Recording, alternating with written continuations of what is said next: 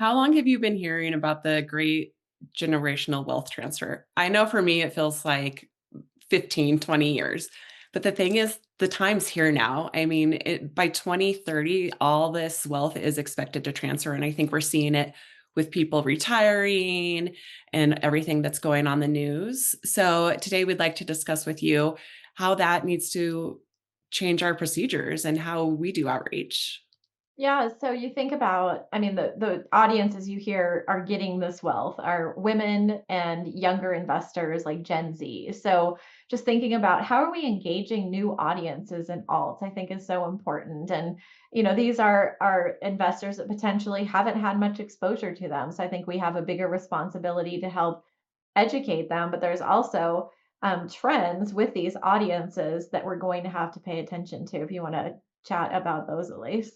Yeah, I think the thing is we have to keep in mind is they both communicate differently, and you have to meet them where they're at. They're not gonna change the way they communicate to meet you where you're at. So, the people that do change and meet women with things that matter to them or actually are getting more women involved in the conversation, those are the people that are gonna win.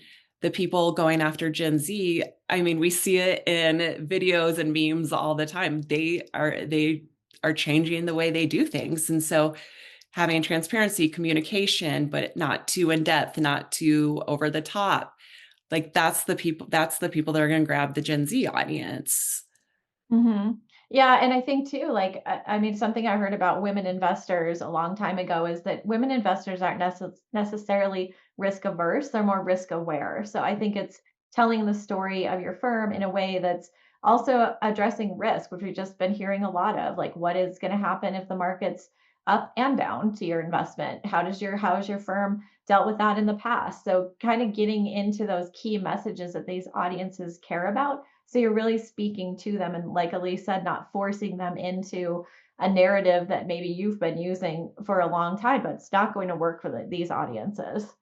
Yeah, and one thing that makes me think of, Sherry, is, we're constantly saying education, education, education. We're hearing it at conferences, we're hearing it from clients.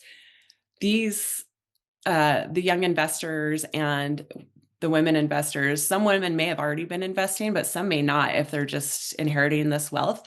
They're gonna want the education. They're gonna wanna understand. They are gonna ask questions. They're not just gonna jump in and be like, "Oh, yeah, you've been the advisor," or, "Yeah, we've been invested in this. We're just gonna keep going."